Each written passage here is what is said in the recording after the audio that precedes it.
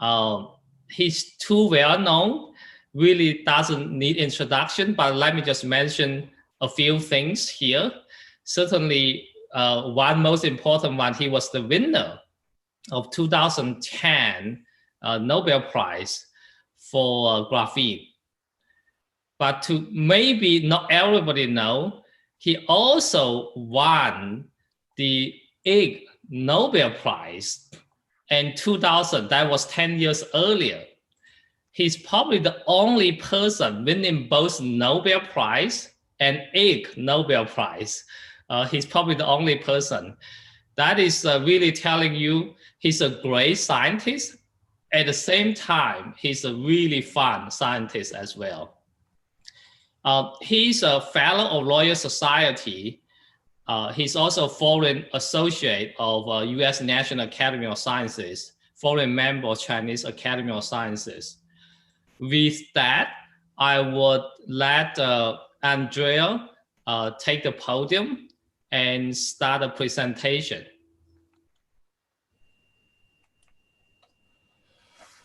Thank you very much for your kind introduction. Do you hear me all right? I think everything should be on your screen. So that's not about fun lecture. It's about the subject we have started about 4 or 5 years ago and continue doing it very intensively in parallel with our usual stuff, electronic properties of two-dimensional materials. But as a new subject, this fascinates me most at the moment. So let me go directly to what we do.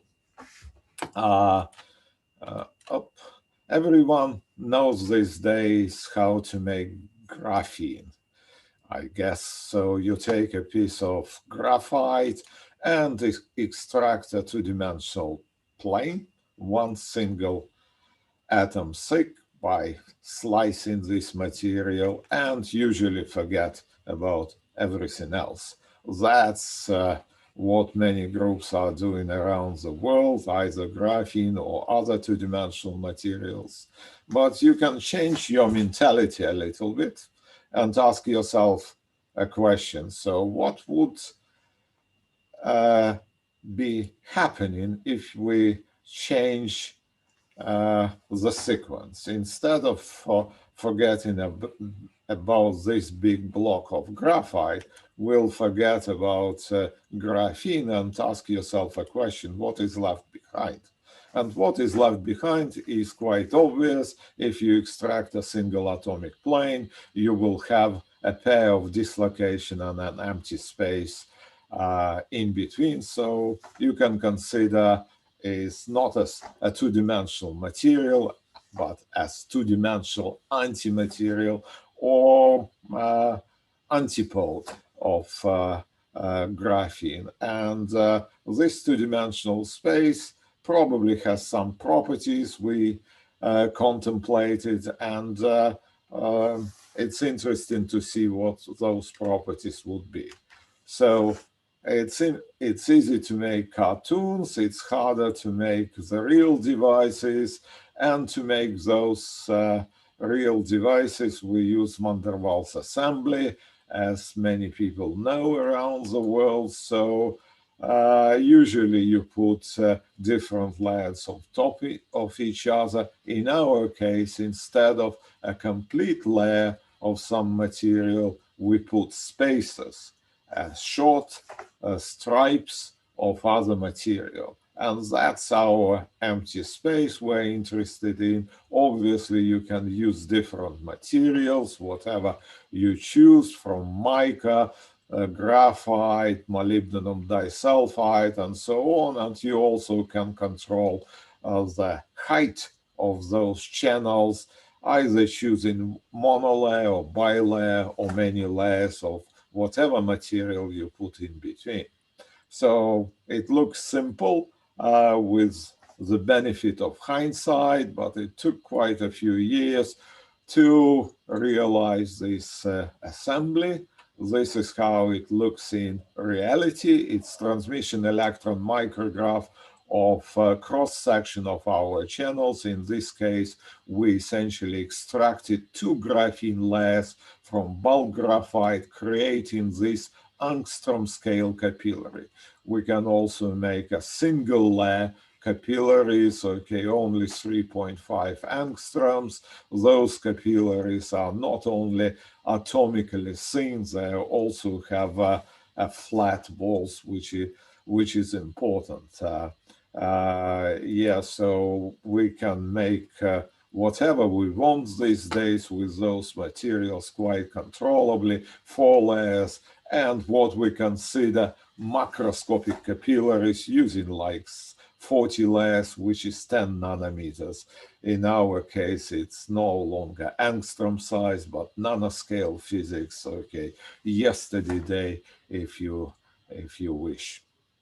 So it's also relatively easy to make those capillaries and their cross sections. It's much harder to do experimental work on those. And to do this, we get rather complicated devices, in which case we make a silicon nitride thin membrane, put graphite on top, or other material, put our spaces, etch everything, and then terminate this assembly, tri-layer assembly, say with graphite or other material, and this is what I have shown you before. Those are subjects of our interest, atomic scale capillaries.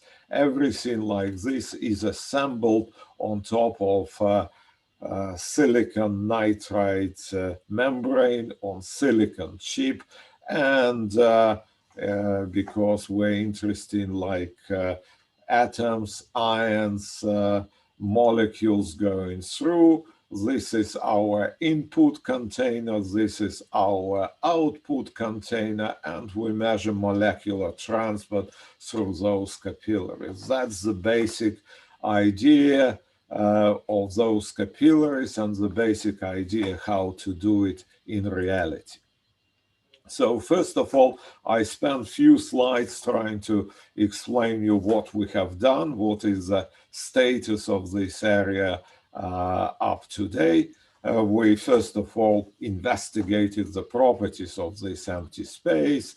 Obvious candidate is helium, how helium, a simple atom, goes through those capillaries, and already immediately, even with helium, you see some strange effect. For example, if you make those atomic scale channels out of molybdenum disulfide completely, everything seems to be classical physics. It's kind of close to what you expect from the classical Knudsen flow, when molecules go around and eventually go through those channels.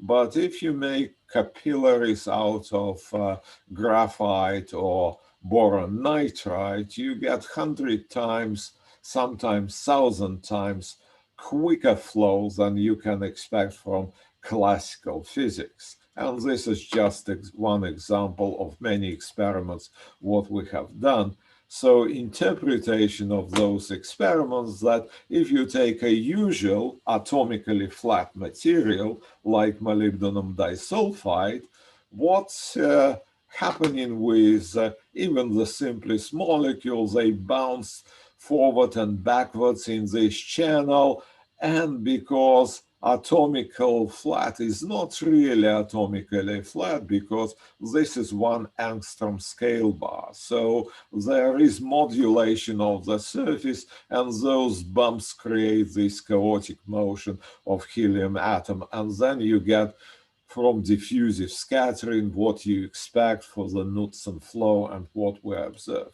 But for the case of boron nitride and graphite, the walls are much smoother. They are of sub-angstrom roughness, and in this case, if we see specular scattering, and we know from additional experiments that even de Broglie wavelengths makes those a little bit left from the bumps, they make them quantum mechanical reflection makes the surface even smoother effectively.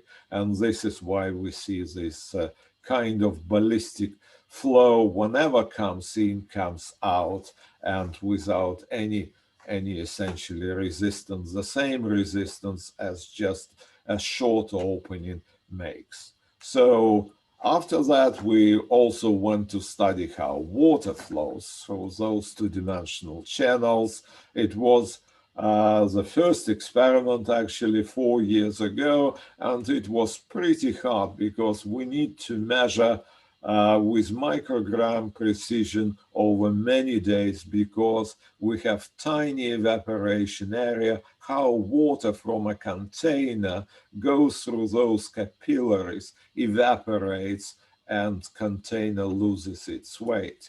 So I don't want to go too much in detail about our results. This is one example what we observed. It's a weight loss as a function of channel length, and it seems in this case it's we put spacers 3 layers of graphene, 10 angstrom high channels, and everything worked fine. And the main probably result out of all this research is that it's a very fast water flow, up to 1 meter per second in those extremely narrow capillaries. And it essentially tells us that water flows nearly frictionlessly through those capillaries, effective slip lengths more than submicron length. So it's an interesting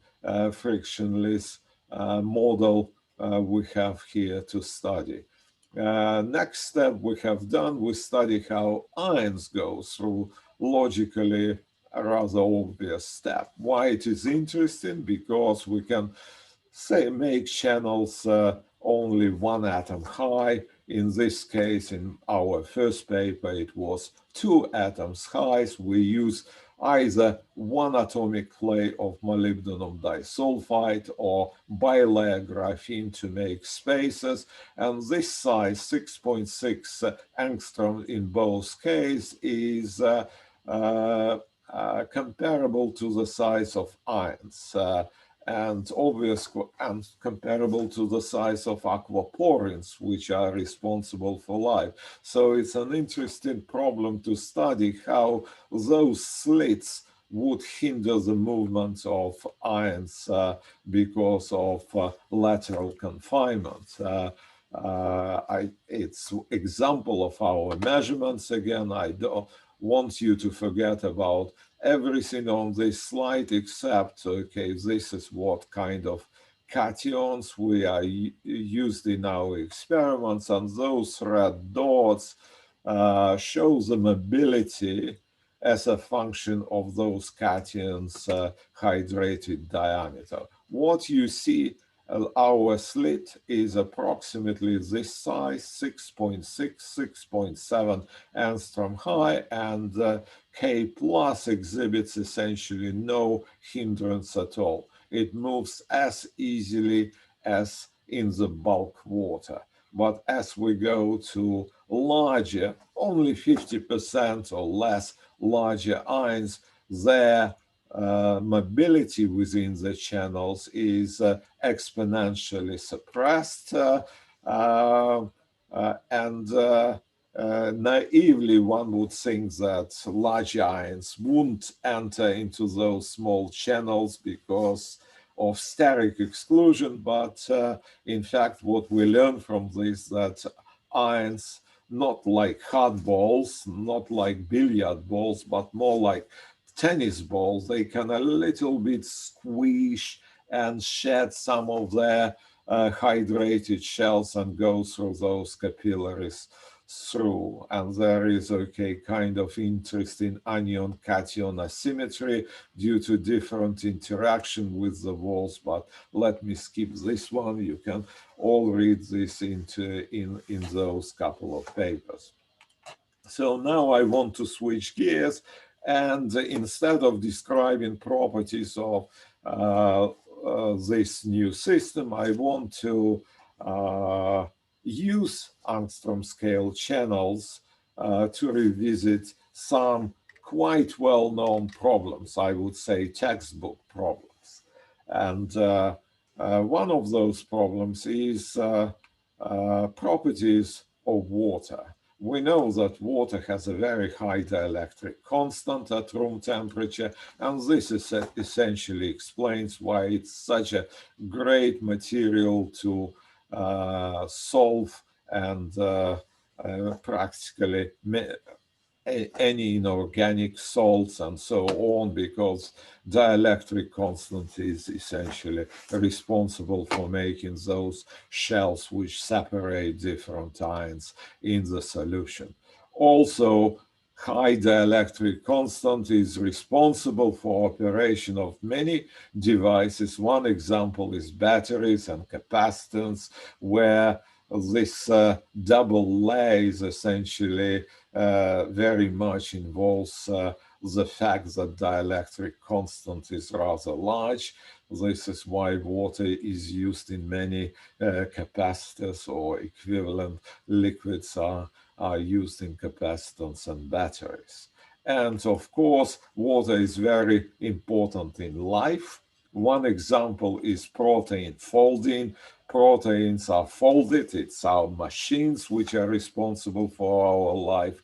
And to understand this protein folding, people usually mimic very accurately those machines and put proteins inside of some amorphous substance they call water, with dielectric constant 80 in many cases. How justifiable is it that we use macroscopic measurements on actually not even nano but molecular scale? So that's a problem we addressed a couple of years ago. Experiment looks like this. We intentionally used relatively thin top layer so it can sag inside due to interaction of the top layer with sidewalls. It's quite well-known phenomena.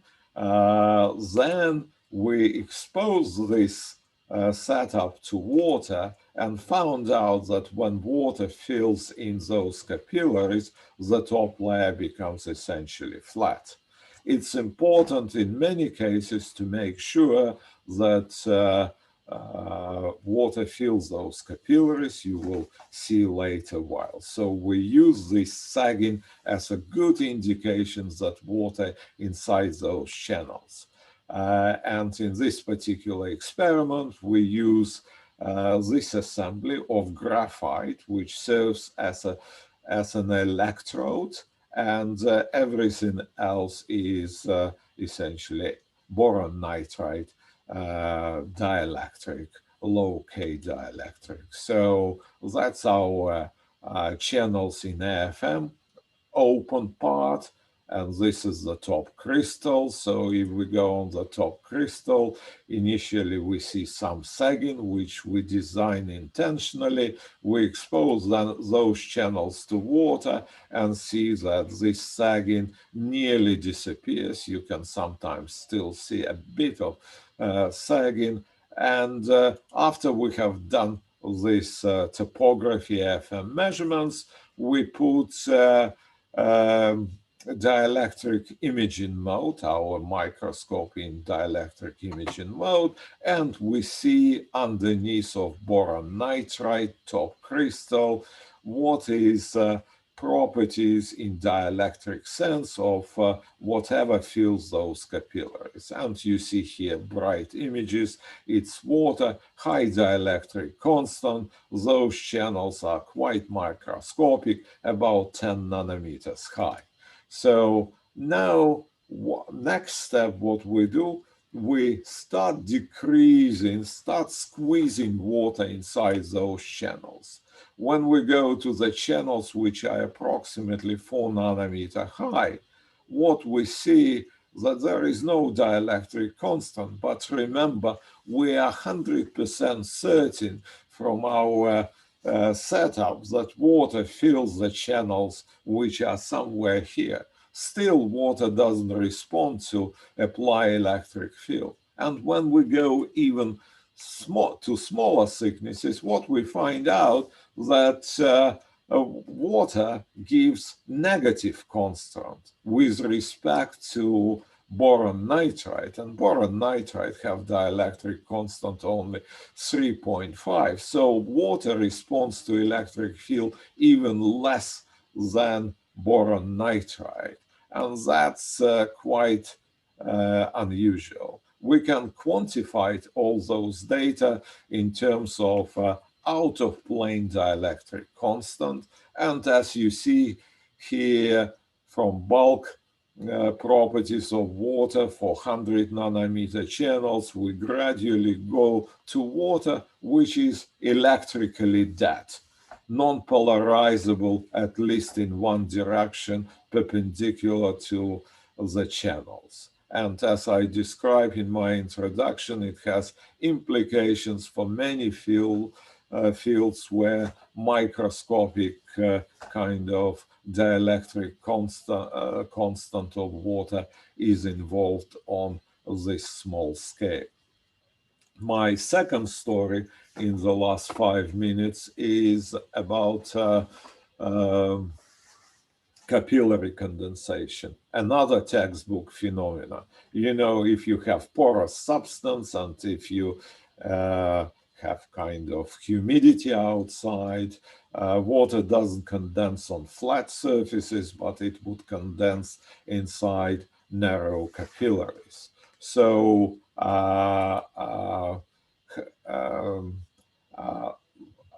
this phenomena, it's very hard to describe how important this phenomena, because whenever you have a rough surface or whenever you have small pores, water always condenses there in ambient humidity. This has implication of adhesion, friction, corrosion, lubrications, and myriads of other phenomena. If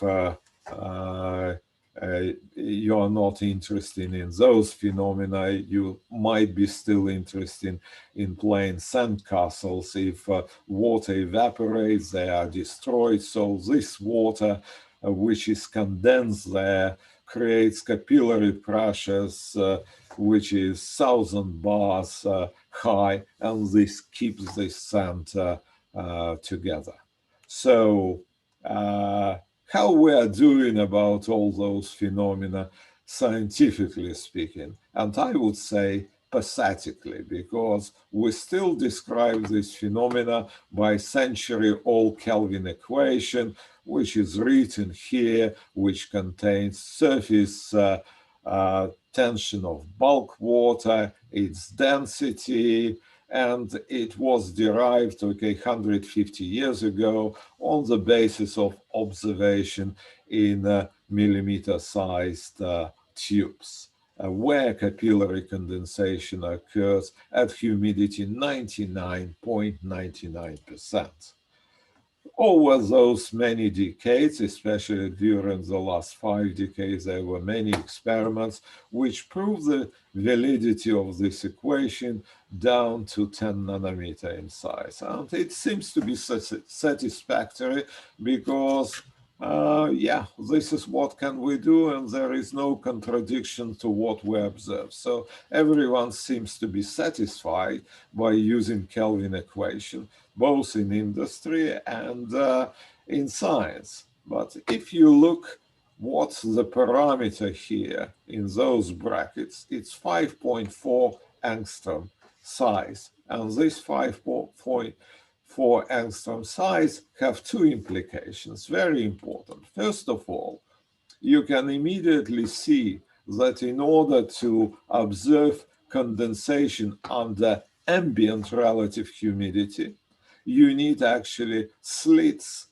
1.5 nanometer and cylindrical pores less than 3 nanometer height, much smaller than whatever experimentally have been tested before.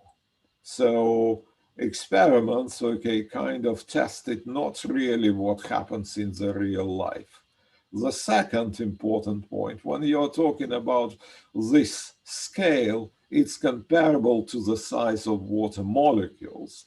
And one has really questioned how can you apply macroscopic equation with all those macroscopic quantities like curvature and so on to the system where actually you have to take into account discreteness of structure of water. So we address this phenomena, which is, as I try to convey the message, is very important, using the same kind of experiment, feeling capillaries and detecting when water fills those capillaries, our experimental setup, and this is an example. We control humidity. At low humidity, we see sagging. Capillaries are empty from water. When we increase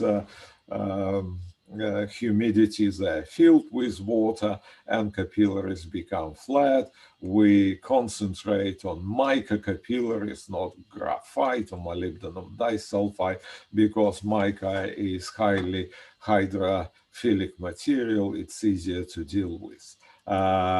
This is what we typically see. At low humidity, nothing happens. Then there is a kind of rapid change and gradual change. So we see a transition. This jump we attribute to capillary condensation in our devices. This is what we like to understand, and this will also understand this part, but let me skip this explanation. It's capillary pressures, which we also studied a little bit, but so what we're interested now, where this transition occurs as a function of a height of our capillaries, which change capillary height, and this is what we observe. There is, okay, error bars, obviously, but not very, very large. And first surprise comes when we compare this with the traditional Kelvin equation, okay, which is 150 years old, and we put surface tension of water. Contact angle doesn't matter much as long as it is hydrophilic materials, density of water, and there is a reasonably good fit. Not perfect, but reasonably good fit, probably within our accuracy to what we see experimentally, despite the fact that here we have only monolayer of water inside our capillaries. We can't define meniscus or contact angles or whatever inside those capillaries, and still one layer of water, you can't, there is no sense of meniscus in this case, and still this works. In first approximation, we understand what's going on. In first approximation, you can rewrite this equation in terms of interaction of water molecules in vapor form or liquid form with the surfaces, and instead of using macroscopic quantities of surface tension and so on. So as long as you don't have confinement, water molecules interact the same way. Either it's a big channel or small channel, doesn't matter. As long as density doesn't change, those molecules just fill the surface only if they're near the surface and it doesn't change. But in our situation, especially here when we have only one layer or few layers of water, many things change. One is density of water changes, but most importantly, this interaction of water with surfaces depends on the structure of water outside. So if we take it into account, as we did in our molecular dynamic situation, we have to expect a huge oscillations in humidity at which condensation occur. This is unfavorable state to condense. Water won't condense at some certain thicknesses of our capillaries. So we couldn't understand for a long time what's going on until we realize that we deal with flexible confinement.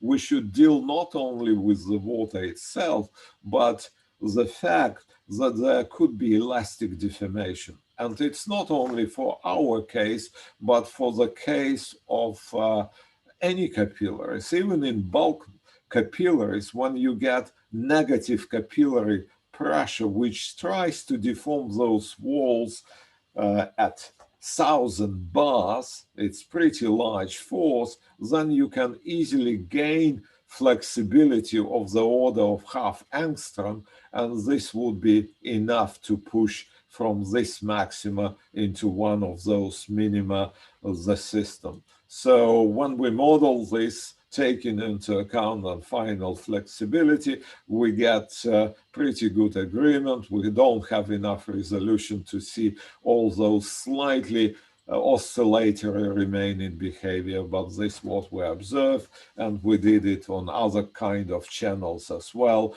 and more or less understand now capillary condensation and this atomic scale confinement. So the message to take from this condensation experiment that indeed, to a very big surprise, at least for me and some of my colleagues, we still can use macroscopic Kelvin equation to describe only qualitatively, but it's good enough all those condensation phenomena which usually happens under ambient conditions and what we observed in the world around us. But some details matter, and those details remain to be investigated. So, message to take away, I hope I persuaded you that this angstrom scale, atomic scale,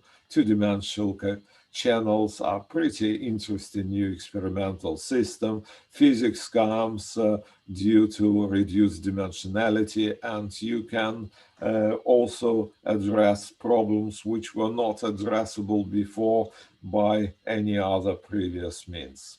Thank you very much for your attention. My last slide is to acknowledge brilliant postdocs and collaborators which contributed into this work, and many of those are professors in different countries these days. Thank you very much.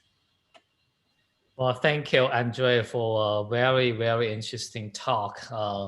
It's so great to see the empty space to utilizing that to study so many interesting scientific topics. So let me start by asking you the first questions. During your talk, I was thinking, this tiny empty space allow you to change the interaction. And one question is related to, maybe you are already doing experiment on that, is I'm thinking going from water to ice. Anything you would expect interesting happen, for example, maybe you are doing it with the melting point of the ice change a lot, like freezing point, and with all the molecular order, you generate different type of ice structure. Any speculation on that? Yeah, that's an extremely interesting question, and we thought about this a lot, and people have done a lot of molecular dynamic simulations in this case. The problem is not really clear how to define what is ice, what is liquid water when you go to two dimensions. Okay, arguably we already observed two-dimensional ice under pressure in those capillaries. There is a way to do this, but this is kind of because 2D is a relatively unstable system in terms of fluctuations. You can say Kosterlitz-Taulis transition plays a lot of role. The difference between ice and water, it's kind of a murky area, because you can imagine your ice is so unstable, it's constantly changes its structure all the time. So as far as I know, no one has defined any transition from liquid water to ice in 2D, and how it's to define, and whether there is this transition at all. Rather, this is kind of a glassy transition. It's not known as far as I'm aware of. Yeah.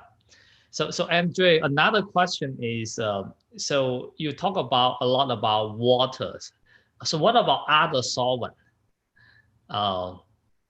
Similar phenomena, that is capillary condensation, maybe like in the lithium ion system or supercapacitor, oftentimes organic solvent is used, right? The ion solvation shell. Have you get chance to look into those systems yet? It's only 4 years old since the first paper was, and I have two hands. With the help of my collaborators, we probably have whatever 12 hands and so on. But yeah, it's an interesting to expand this area into different directions, but we need help from other people abroad who might find some interesting problems to address with this kind of experimental setup. Yeah, we're looking forward for, there is a lot of theory initiated by our experiments, but only a couple of groups experimentally in Singapore and in Paris who are currently working on this system, and it's a very big area. Yeah. So maybe one last question, Andrew. Yeah. So what is this is from the audience, what is the meaning of 2D water? Is the two hydrogen atoms and the oxygen atoms are in the same plane? I guess what this audience means, you have this 2D empty space, are this molecule lying down, forming the planar structure? I think the best way is to look at this picture. Unfortunately, I don't have an image from view from the top, but in this case, okay, we routinely can deal with the systems and study properties when there is only a monolayer of water. This is the same definition like for 2D materials, a monolayer or few layer of water present here, and the structure is different from the bulk water. If I would have picture of looking from the top, you would see here kind of crystal, a little bit like square ice, a little bit rhomboid structure, but could be in the first approximation square ice would be there. That's very similar to any other 2D material. Yeah. Well, thank you, Andrea. You are going to be interested, I think later you are going to see Professor Omar Yagi's talk. Well, it's not by design, but somehow he will also talk about empty space, but in a in a very chemistry system. I'm looking forward. Yeah. With that, let's thank Professor Andrea Gam. Let's move on to the next speaker, Professor Judy Cha. Judy is Associate Professor of Mechanical Engineering and Material Science at Yale University. She received her PhD from Cornell University and did her postdoc here at Stanford. He has been pioneering the synthesis of topological nanomaterials in the past decade. She has done many nice research works. She has won many awards. She has been recognized with the Gordon Moore and Betty Moore. There's a quantum material synthesis program, I think, called EPIQS, Synthesis Investigator Award, and NSF Career Award. He also won the IBM Faculty Award. With that, I will hand this over to Judy.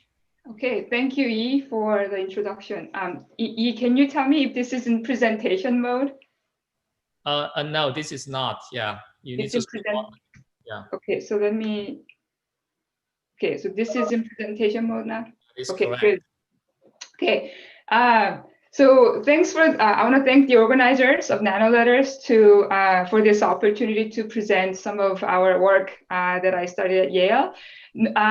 knowing that Professor Guy was going to talk mostly about 2D materials, I wanted to move away from that. So I'm going to today talk about topological nanowires. This is a topic near and dear to my heart, which I started 10 years ago while working as a postdoc in Chu's group, actually, at Stanford. So the background here is nanowires of tin telluride. Tin telluride is a topological material. And today I'll share with you some recent results on those fronts. So for those of you in the audience who may not study topological materials, for material scientists and people who are interested in the properties, we can just consider this as a regular bulk materials, but with a special surface properties. So for topological insulators, it's a bulk insulator or bulk semiconductor, as denoted by these shaded areas in band structures, but with surface topologically protected surface states, which are denoted in these two lines. Special thing about these two surface states is that the spin of the electrons are locked to the directions of the electron motions. We know this is true, and then a lot of ARPES measurements, angle resolved photoelectron spectroscopy, directly image the band structures and really prove the existence of these surface states. Pictorially, you can imagine it to be having these electrons living on the surface that transport. 10 years ago, we thought it's just a few classes of materials that have these special properties, but now we think that up to a quarter of all the materials or compounds that we know perhaps are topological. Here is a subset of topological materials made into nanostructures.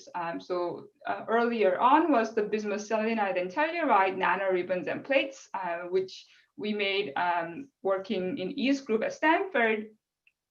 So these are the early topological insulator nanostructures. Moving to the transition metal dichalcogenides, such as molybdenum and tungsten telluride, you can have them in monolayers and have their topological metallic state that come out. Here is the whale semimetal cadmium arsenide and a whole lot of different compounds that can be made into nanostructures. And it makes sense to want to make these topological materials into nanostructures because what we care about is their surface properties. So as you make it into nanostructures, your surface properties will be enhanced.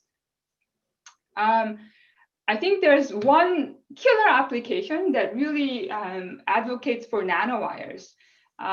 In nanowires, the one application is the opportunity to make Majorana-bound states at the ends of the nanowires. And the application of this would be robust quantum computers that do not require error corrections, right? That do not suffer from decoherence problems that really is the challenge for existing quantum bits. So the first theoretical framework demonstrating how Majorana-bound states can be supported in these systems is by the Sarmas group at Maryland. Here, this gray nanowire is a semiconducting nanowire with a spin-orbit coupling effect, and you make them superconducting by putting aluminum leads. And from this, Jason, Alicia, and Matthew Fisher then come up with how to make and manipulate, move, and braid Majorana fermions. So these red balls schematically shown are the Majorana-bound states. You can move them around. If you have a junction, you can then braid them. And that would be the basis for quantum computing.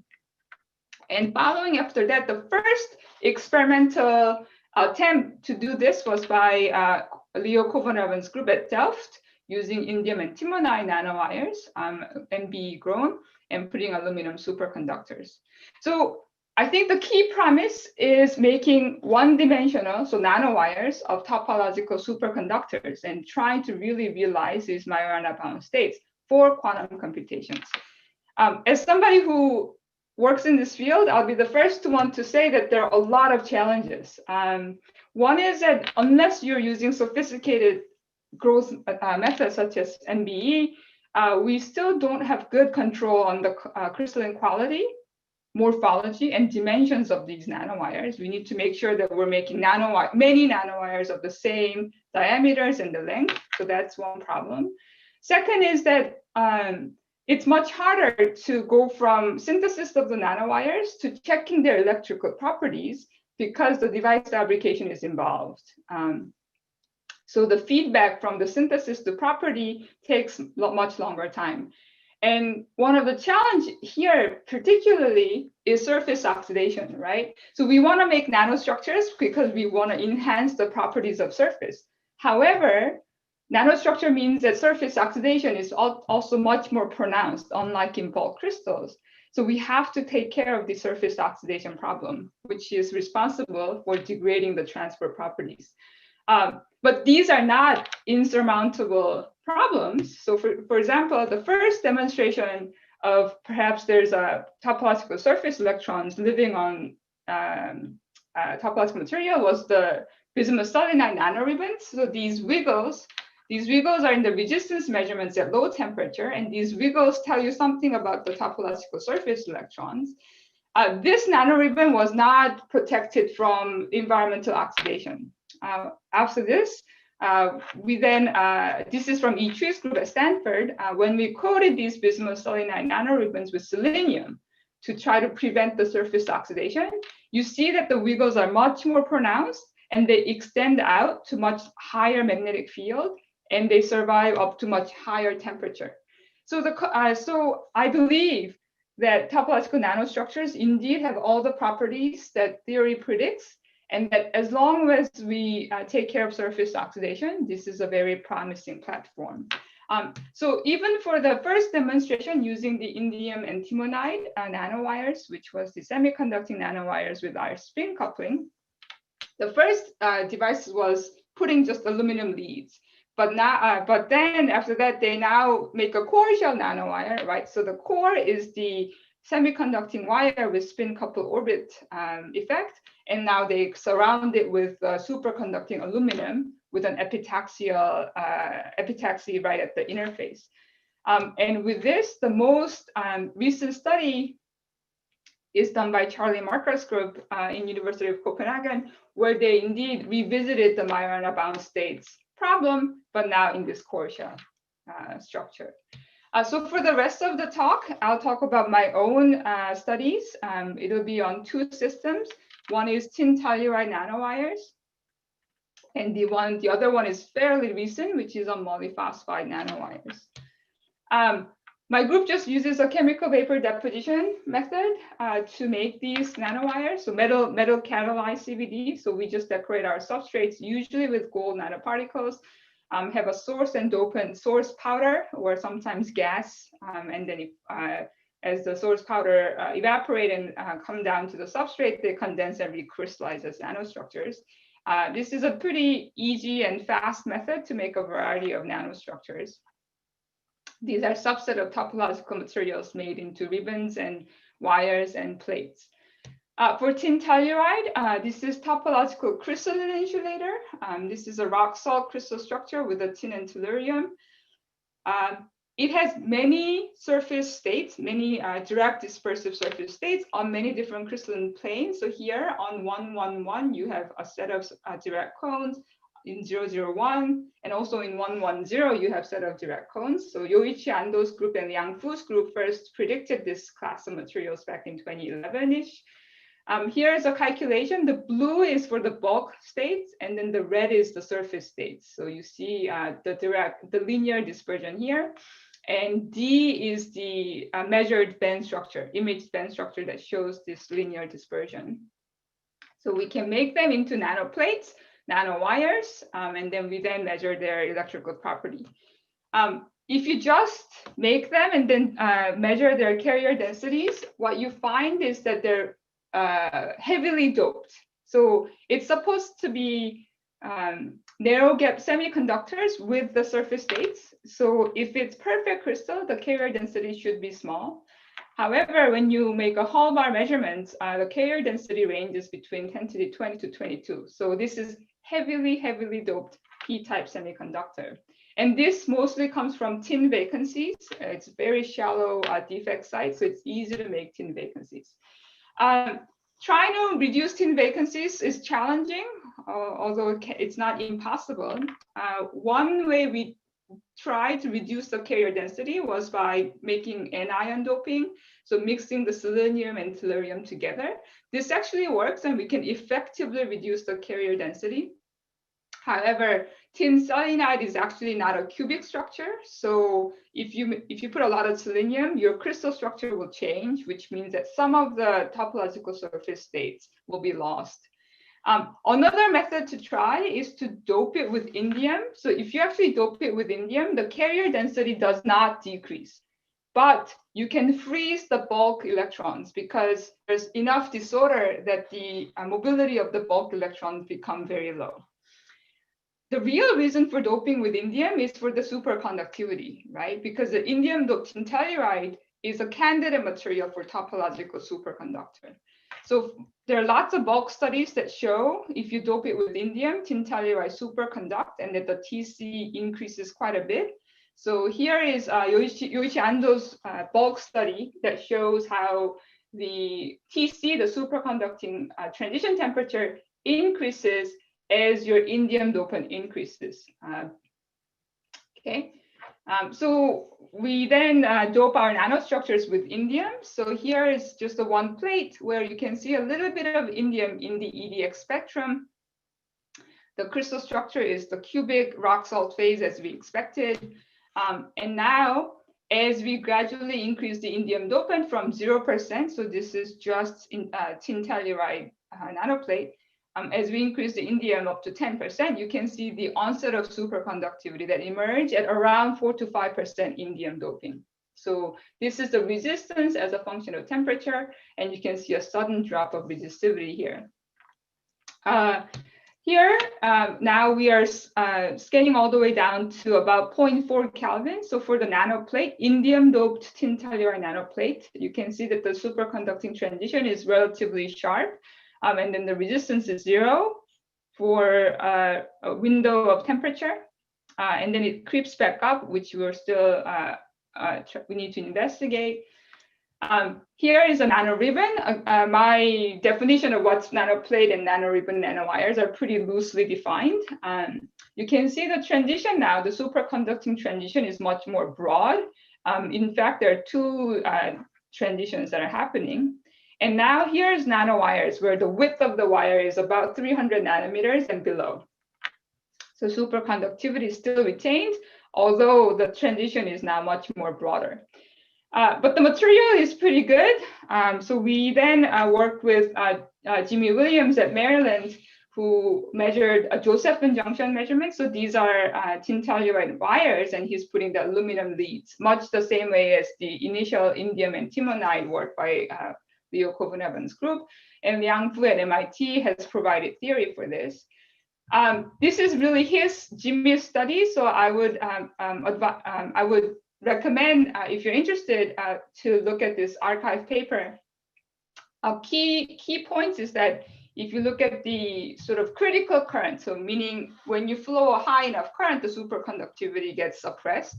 So what is the maximum current that superconductivity is still retained? That's the critical current. If you look at the critical current on the negative side and the positive side is different, and that's very odd. You wouldn't expect that for regular junctions in overdamped regions.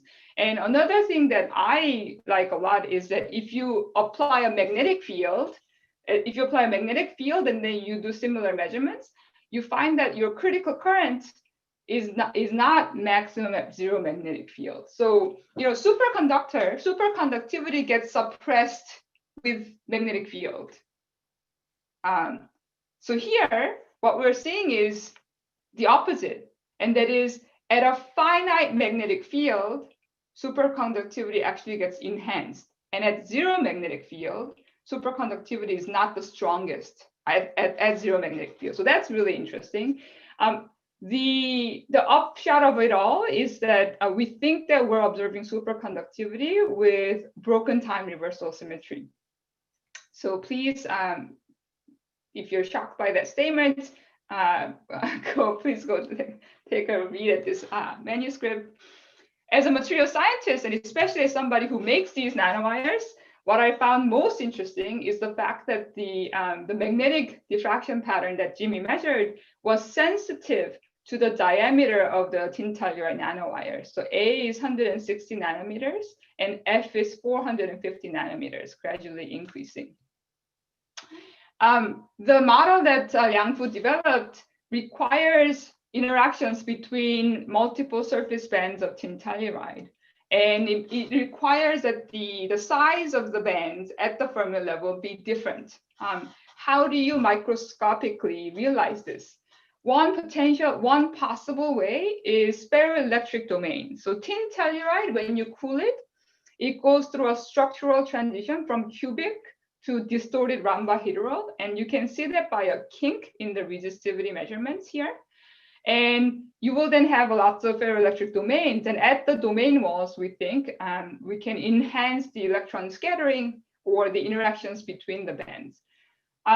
So another benefit of making nanostructures is that they're tiny enough that you can put them inside a transition electron microscope and characterize the full structure, right? So then the task here is to prove the structural transition happens, which so far people just look at it with either scattering measurements or resistivity kink. And 2, directly verify ferroelectric domain walls and measure the type, look at the type and density of the domain walls. So we worked with Ime Zeus and Myung-Gun Han at Brookhaven National Lab and cooled our tin telluride nanowires inside TM. So at room temperature, you just see a wire. At 12 Kelvin, we noticed that there are these dark bands that emerge in these nanowires, which were absent at room temperature. And these are not band contours because the wires are bending. In terms of measuring a diffraction pattern, at room temperature, it's a cubic crystal as we would expect, and each diffraction spot is just a single spot. At low temperature, some of these single spots split into 2 spots. So here, this one is now magnified, and you can see that there are 2 spots. So that means that there are 2 crystallographic orientations present in these nanowires at room temperature. So we think that that actually matches with 2 ferroelectric domains that are tilted by about a degree, okay? And so we think that this indicates the structural transition, which is associated with the ferroelectric properties. And here I'm going to play in situ movie where we were tracking this wire as we were warming it up. And you can see all these dark bands suddenly disappearing at 80 Kelvin, really indicating a phase transition. Okay. Okay, so right at 80 Kelvin, you see all these bands disappear. I think what's really fascinating about this movie also is the fact that all the intensity variations that you see that extend over a wide range of temperature indicate the mechanical strains that the system is undergoing. And that actually has implications for the transport properties and also the phase transition pathways. And I think that studying in situ work like this in real space will provide a lot of information that's necessary to understand these phase transitions in detail. Here's another wire, a different tin telluride nanowire, again showing these dark bands. And we understand what the ferroelectric domain walls are possible in these tin telluride nanowires, and our simulation reproduced the experimental results. At the beginning, I talked about the challenges of nanomaterials, and there's a lot of synthesis improvement that must be made. Over this last 7 years, as I was working on tin telluride, there were a couple of synthesis improvements that we made. So I'm going to tell you a couple. So the first is that actually, if we do a just natural cool down after CVD, there are a lot of surface defects that you'll make, and that's due to actually thermal etching.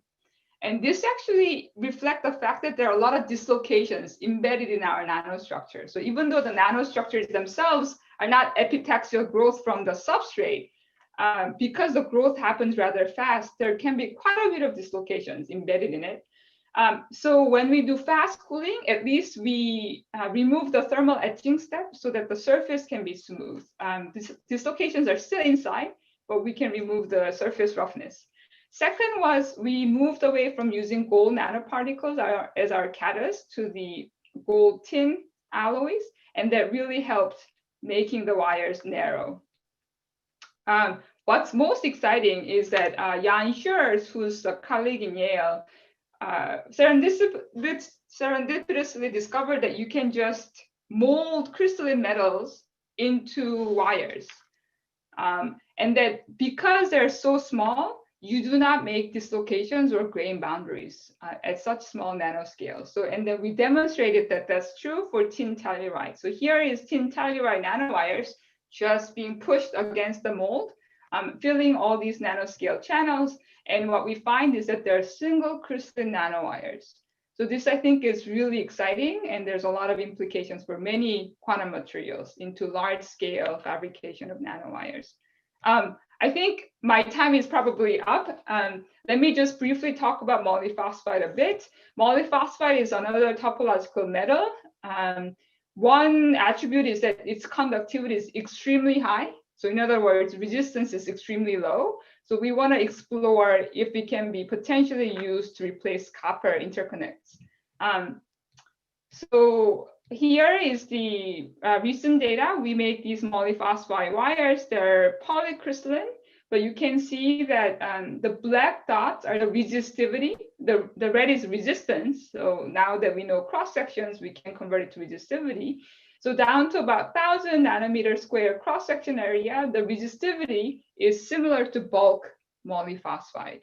So if you compare this to where copper is, it's not so bad. So we're excited about pushing this further down. So, oops, I was going back, that's it. So the takeaway message will be nanowires of topological materials, especially topological superconductors, I think is important. There are challenges with this, but I think they can be overcome. One immediate challenge everyone should really think about is the surface oxidation and how to prevent that.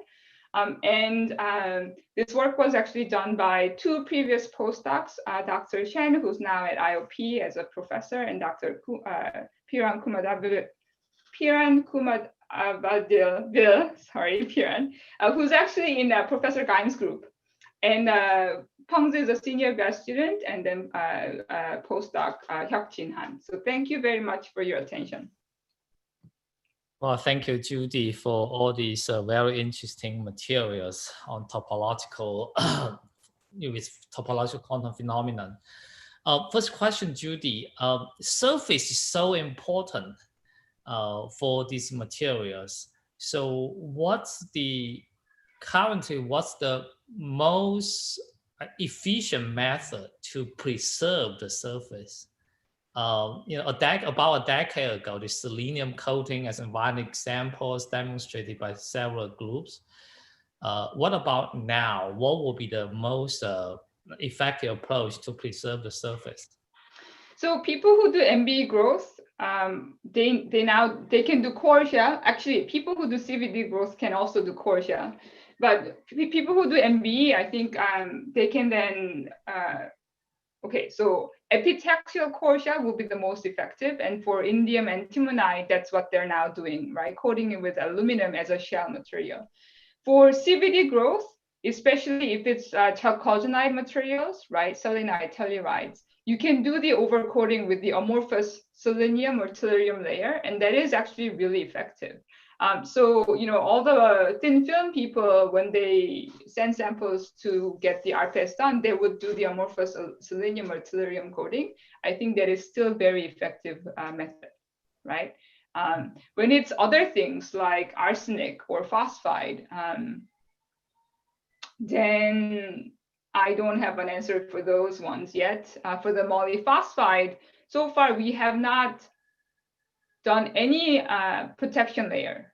Yet our resistance is pretty good, comparable to the bulk.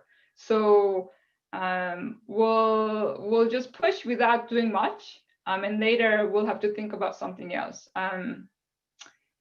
If you connect your growth with another chamber, right, so that you do your growth and then send it to the another chamber to do the coating, ALD coating, that's simple, right? Yeah.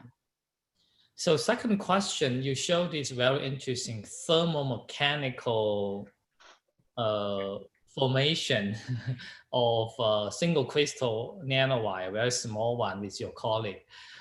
Is that a melting process? You melt this material, you push that into AO template. What's this molding process like? So this happens at about half of the melting temperature of the bulk. Okay, so there's of course Gibbs-Thompson effect, and the melting temperature will decrease at nanoscale, but we still think that this is solid diffusion, right? So it is a solid diffusion mechanism. Your atoms are flowing into the empty pores, so the pressure at the entrance is pretty low, and then the atoms just diffuse in a solid state. That's our, and then if you do scaling experiments, you know, you look at how long the wires are as a function of the pressure, nanowire diameter, and all that. It follows the scaling laws of solid diffusion, not liquid flow. So, I mean, looking at Professor Andrew Gahn's previous talk about this very small empty space, the capillary condensation, of course, that's liquid. But now in this very small channel, if you give it mechanical pressure, this material is kind of a liquid state called wetting happening. Would that help driving the diffusion going in as well, the surface AAO surface bonding with your materials? Then that really help this whole. I'm just thinking out loud to pick up a little bit. So right now the scale is about down to about 30 to 40 nanometer in diameter as a pore size. So it's about 10 times bigger than what Professor Andre Geim talked about in terms of the length scale. We've also done, not us, but previous postdoc in Jan's group also did this process on gold at liquid nitrogen temperature. So I think that it's highly unlikely there's any liquid phase during the process. Okay. Yeah. Well, Judy, thank you very much. We'll come back to have more discussion during panel, okay? Let's move on to the next presentation by Professor Omar Yagi. Let me introduce Omar a little bit. Omar is a professor of chemistry at UC Berkeley. He's the founding director of Berkeley Global Science Institute. He's also a co-director of Cavalier Energy Nanoscience Institute, as well as the California Research Alliance funded by BASF.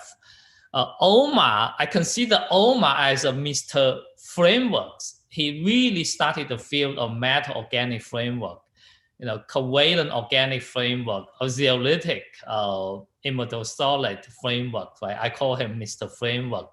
He will use different terms, scientific terms to describe it. His achievement has been recognized by numerous awards. Let me mention a few. He's the winner of Wolf Prize in Chemistry in 2018. He's the winner of MRS Medal in 2007. And he's a member of U.S. National Academy of Sciences. With that, Omar, please take over the podium. You are on mute, Omar. Yeah. Thank you, E, and thank you all for organizing this on behalf of Nano Letters. Today, I want to introduce you to reticular chemistry and then show you one of the applications among many for this chemistry in harvesting water from desert air. So, you know, chemists are very much used to dealing with atoms and molecules, and we've developed ways of precisely designing them, but in terms of linking molecules to make extended structures and materials, this precision has not really been done until the advent of reticular chemistry, which I define as the chemistry of linking molecular building blocks through strong bonds to make crystalline extended structures. This definition has three very important and new components in chemistry. The first one is linking things by molecular building blocks, implies that we will ultimately want to design. We want to link them through strong bonds to make robust materials so that if you want to use them for water harvesting, they will operate day after day, month after month, year after year without having to change them and replenish them. So strong bonds are a very important component of reticular chemistry, and we aim to make crystalline extended structures. In practice, this is one of the biggest development in chemistry today is that you can link molecular building blocks by strong bonds, and at the same time, we've developed methods to making them as crystals, which means that they are well defined on the atomic and molecular level. And that if you have a porous material, that the pores are homogeneous throughout the crystal and throughout the material. So the result of reticular chemistry has been designing metal organic frameworks from metal oxide units and organic units reticulated to make extended, in this case, three-dimensional structure. The yellow ball here indicates the space within which molecules and gases can occupy the pores. This is obviously a fragment of the extended structure. We've also made covalent organic frameworks. These are entirely made from organic molecules linked through covalent bonds. And if you wonder, with all the strong bonds and rigidity of these frameworks, how do we get flexibility? We've invented recently molecular weaving to show that, in fact, covalent threads could be interlaced. You can see them here in red and blue, interlace in and out of each other, so that you have a woven molecular fabric that is capable not just of porosity and all the things that you want in a material in terms of functionalization, but also of flexibility. So I will not discuss this today, but certainly I will talk a little bit about MOFs and COFs before I get to water harvesting application. At the urgent request of E, he asked me to give a little history about MOFs. What is the origin of MOFs? And I would say the first metal organic structures were crystallized back in 1959. And they were made from neutral linkers. This is going to be very important, linked by metal ions. This linkage is not so strong. This is a neutral nitrogen, a Lewis base linked to copper-1 to make an extended structure. And this strategy has been utilized over and over again by chemists until 1995, when we basically tried to use these frameworks for various purposes, like exchanging the ion, trying to explore their porosity. And we found that they collapse upon removal of the solvent that fills the pores. We found that they're not designable because the vertices or the nodes are made from single metal ions. And as you know, metal ions could, in this case, copper-1 could be tetrahedral or trigonal, so very difficult to design. And they were not chemically stable because they are made from weak metal nitrogen interactions, neutral ligands such as pyridine and nitrile. So there was a problem here that we addressed by basically taking charged linkers like carboxylates and binding them to metal ions.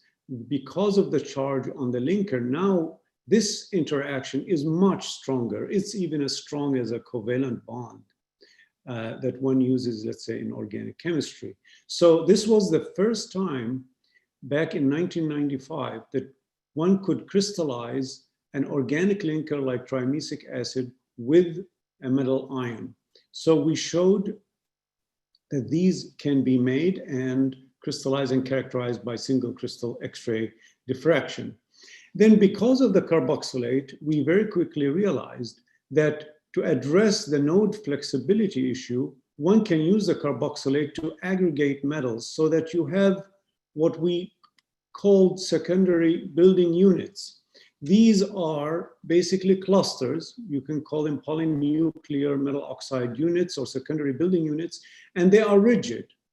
And so you see the carboxylates here binding two zinc ions through these strong bonds to make rigid nodes that they are then linked to make a grid, an extended 2D grid. So this was the very first, I would say, intellectual departure from the traditional coordination polymers. And this did the trick in that the material that I just described, when we make it, it's filled with DMF molecules because of the way it is made.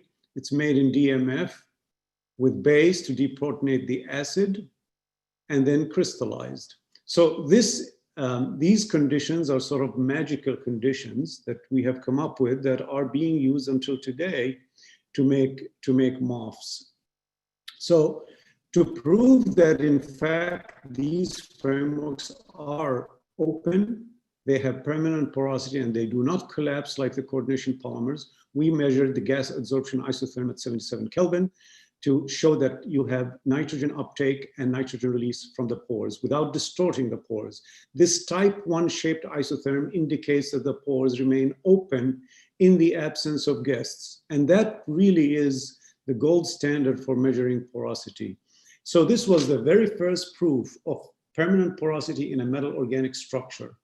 And this set off the field to an amazing direction in that now, with the ability to make clusters like I just described, SBUs, one can use now tetrazinc oxide units to link them up to make primitive cubic structures.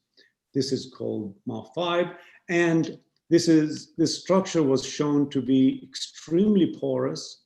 And here again, you see the type 1 isotherm with 61% of the framework being open and available for binding of other molecules. The surface area is quite high and at the time broke all records of porosity, only to be broken later by other MOFs that we have made in years to come. Now, another very important principle that we discovered very early on is that once you know the conditions under which these clusters form, in this case tetrazinc units, one can employ functionalized linkers or expanded linkers, and thereby crafting the interior, taking this molecular space and crafting it for various applications, changing its chemical composition and its physical characteristics so that you can tailor-make the pores for various applications. Also, by using a longer linker, one is able to make progressively larger and larger pores within which one can bind progressively larger and larger molecules. In fact, we made things with pore sizes up to 100 angstroms, into which we showed that proteins can actually go into the pores. So what the principles of MOF chemistry then, that really the foundation was laid back in 1995 to 1999, is the strong bond approach gives you robust structures, open structure, architecture robust. The SBU approach is absolutely necessary to designing these and using the SBUs as anchors. The synthetic methodology, the ability to really lay out the conditions under which to crystallize these and make them in as well-defined materials. And then, of course, the measurement of the low pressure, low temperature isotherm, which is the gold standard for proving porosity. These four things define what is being commonly used today to study MOFs and characterize MOFs. So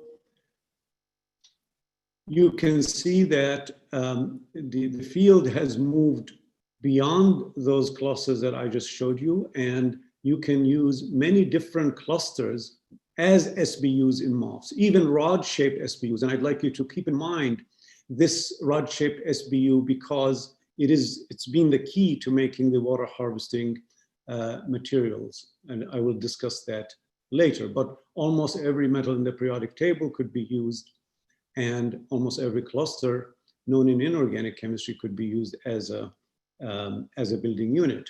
Same thing for organics. Simple chiral organics could be used, and quite complex ones could be used as linkers to make very large pores.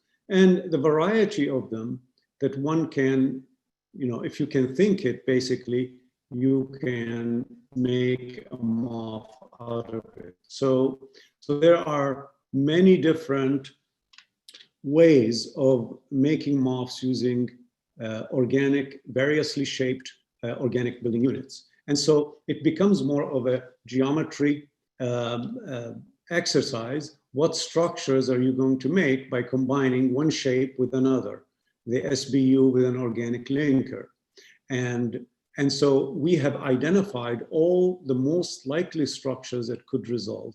And the ones you see here filled are the ones that have been made with MOFs. And some of many different topologies could be made.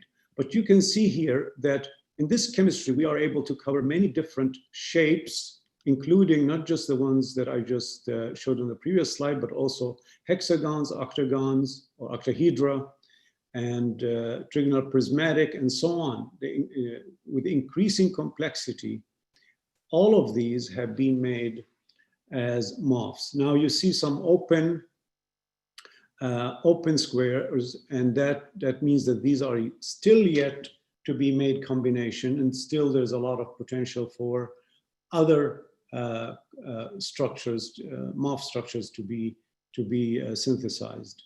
But my point is that the SBU approach and the availability of variously shaped secondary building units and organic units, plus our ability to also functionalize those building units, and targeting millions of different frameworks really has led to identification of hundreds of applications thus far.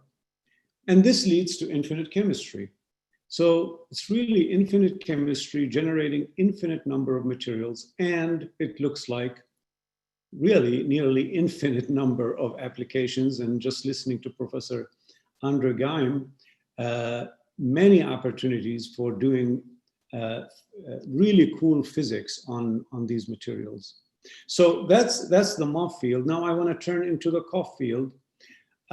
There was nothing known in 2D and 3D, and this is really articulated very nicely by Roald Hoffman in this article in Scientific American, published back in 1993.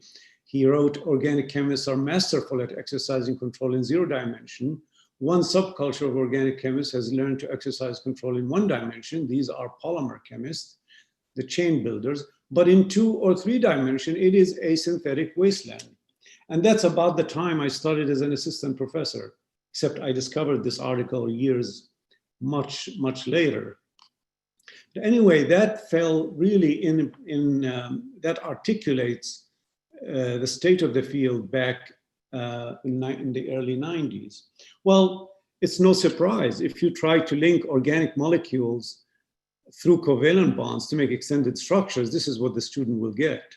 They'll get a broad, amorphous, basically amorphous material. And so this is a challenge that we had to overcome, but by finding the right conditions and the right reactions under which to crystallize these. And these turned out to be really the magic conditions for COFs.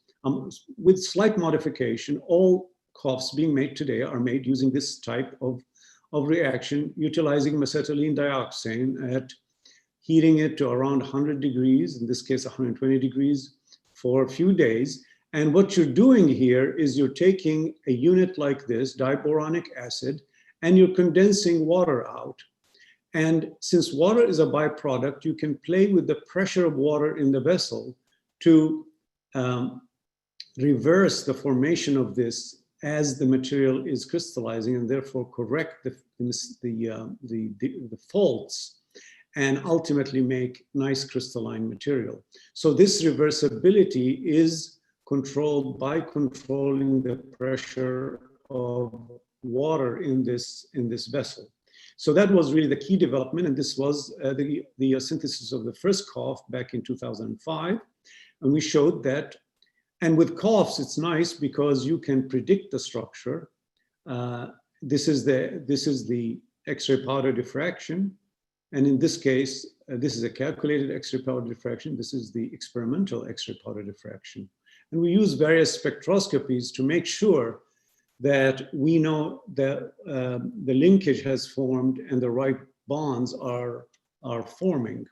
This is the structure of COF1. It's a slipped graphitic type structure. It's a 2D extended structure. There's been a lot of studies at cleaving this and making a 2D single layer material.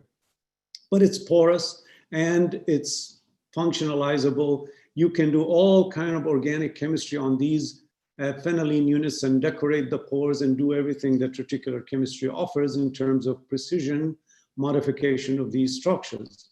Why? Because they are made of covalent bonds. So now you can do covalent organic reactions on them without destroying their structure and maintaining their crystallinity. That's very important. So that was 2D. In 3D, use the same conditions, but heating a little less and combining these two building units to make an extended structure. This turns out to be extremely crystalline structure under those conditions. And the lightest material known to date, I guess, at room temperature after lithium. So it's this structure is entirely composed of boron, oxygen, and carbon, hydrogen on the carbon, and that is linked covalently throughout. So the challenge that Roald Hoffmann was talking about, the synthetic wasteland, now you can see that in 2005, we crystallized 2D structures. In 2007, we crystallized the 3D structures. Well, the ultimate, of course, is to crystallize carbon-carbon bonds. And so now you see how we use slightly different conditions now, adding trifluoroacetic acid. And the trifluoroacetic acid is sort of a modulator that allows us to reverse this reaction during its formation and make crystals. See, it's fairly crystalline material. And this is a slipped graphitic structure, which we can refine from the powder diffraction. But see, it's entirely linked by extremely strong bonds, CN double bonds and CC bonds, CC double bonds. This is an extended 2D structure. Again, it's crystalline, it can be modified, and still without losing its crystallinity. And it is very stable. And you can see here, this is the original MOF. This is the MOF, the original COF. This is the COF in 12 molar hydrochloric acid and saturated KOH. No change in the X-ray powder diffraction. Even in N-butyl lithium, this is really a robust material. It's almost as if you've taken graphite or a graphite layer and drilled holes in it, and now you can functionalize it, except that in the COF, we know exactly where each atom is and how it is connected. And we can carry out the precision organic chemistry that we do in molecules, we do it on the solid. So the way COF chemistry works really is a new thing for chemists, in that you imagine what framework you want to make, in this case, a square grid or a Kagome type lattice, and conceptually, you break it down into its components. You look at the angles that you need for the molecules that would replace these components to make the material, and you find them, or you make them, you put them together, you simulate the crystal structure, and then you go to the lab and make it. And this is exactly how COF chemistry works. And without being able to predict the structure, one cannot solve the crystal structures of COFs. You really have to have predicted that structure. And this is, as you see here, things will fit together very nicely. In this case, the angles are 90 degrees. In this case, they are 60 degrees and 120 degrees, and they fit together exactly how one would predict.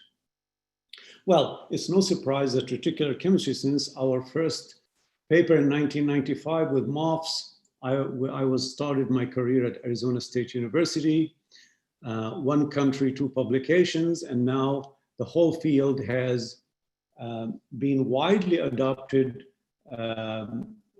in the world. Now it's 102 countries and 27,524 publications as of a few months ago in 2020. So the field, so really the reason it's exciting is because we can design materials. We have combined organic chemistry and inorganic chemistry to move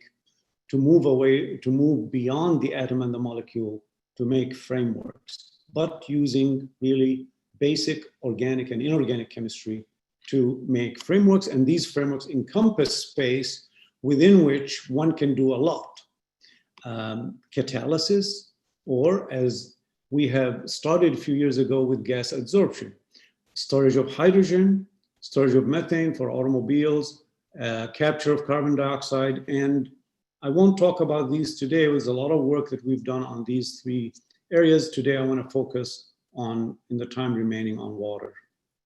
Well, the red regions that you see here, the red and orange regions, are all arid regions of the world, and most of the year, these people who live in these areas experience water stress. In fact, 1/3 of the world population lives in water stress regions, and questions of water purity arise in most of the world, including in the industrialized world. Flint, Michigan, for example, is a prominent example of that. And there's also a lot of national security or issues with 160 countries import their water. They rely on other countries for their water. So this is water is one of the most pressing problems facing the world today, and it will be, according to the UN, by the year 2005, almost 5 billion people living on our planet will be experiencing or living in water-stressed regions. So the solution that we propose deals with harvesting water from desert air, or harvesting water from air, where there is, as you can see here, much water in the atmosphere, as much as we have water in rivers and lakes on our planet. So there's plenty of water, and this water, if we can harvest it, it's recyclable, of course. It would be a new resource for water supplying the world, especially the water-stressed regions. Now, harvesting water from air is not really a new idea. It's been implemented before, but for regions of high humidity. It's exactly where you don't want to necessarily harvest water. So you'll find a lot of different companies and a lot of different products in the market, but they all work at relative humidity greater than 60%. Well, in the desert, the relative humidity most of the year is less than 60%, much less. It goes down to almost 7% relative humidity. So there's nothing out there that works below 60%. And so we can make MOFs that work in these red regions that you see here, where the other technologies don't work most of the year, okay? Then we would have addressed a major issue in the world. So if you could design MOFs that work in these red regions, well, they'll work also in other regions of the world. So if they work at low humidity, they certainly will work at higher humidity. And so really the vision is, could we harvest water from air anywhere in the world at any time of the year? And this we discovered back and reported back in 2014, we discovered that one member of the MOF family, MOF 801, takes up water at very low humidity. This is around 20% relative humidity. And there are several things that are unique about this. One is that it has a knee behavior, which means that there is a cooperativity in the way this material takes up water. And you can release the water at 45 degrees. So this gave us the idea that perhaps we could design or use this MOF to take up water in the desert at night, and then during the day with the heat from the sunlight, you can remove the water and harvest drinking water. So we have the material, the rest is just engineering. So we showed that in fact, the water can go up, can go into the pore and out reversibly. And in this particular experiment, we showed 80 cycles with no imprint left on the material. Now there was, after the first uptake and release, you see a drop. Just after the first cycle, you see a little drop. And that drop turns out to be, and this is the nice thing about working with crystalline materials being able to achieve crystallinity in these extended structures, that one can go in using neutron diffraction, X-ray diffraction, identify where the first water molecules are residing into the structure. And you see here, this is a tetrahedral arrangement of water molecules in one of the pores that are in this MOF 801. And as you add more water, as more water goes in, you make cubic forms of water. Turns out these are the seeds that form in the MOF. And without crystallinity, you cannot detect these seeds. These seeds are absolutely necessary for that cooperative effect, where the seeds attract other water molecules in a cooperative fashion and to fill the pores with water. So we wanted to demonstrate that this works outside the laboratory, and showed that, in fact, a very simple device employing MOF, 2 grams of MOFs in this case, 2 grams of MOF. At night, it takes up water from air, and during the day, you close the box. And when you close the box, the temperature increases inside the box, and so does the water coming out of the MOF. You see here droplets of water increasing in size. This was a very exciting proof of principle that the MOF works outside the lab in humidity. In this particular case, the humidity is around 20%, relative humidities of 20%. Then we moved on to another study where we wanted to show that even a larger system, a kilogram of MOF, in this case, MOF 801 again, could be used in this type of device where you have a box within a box.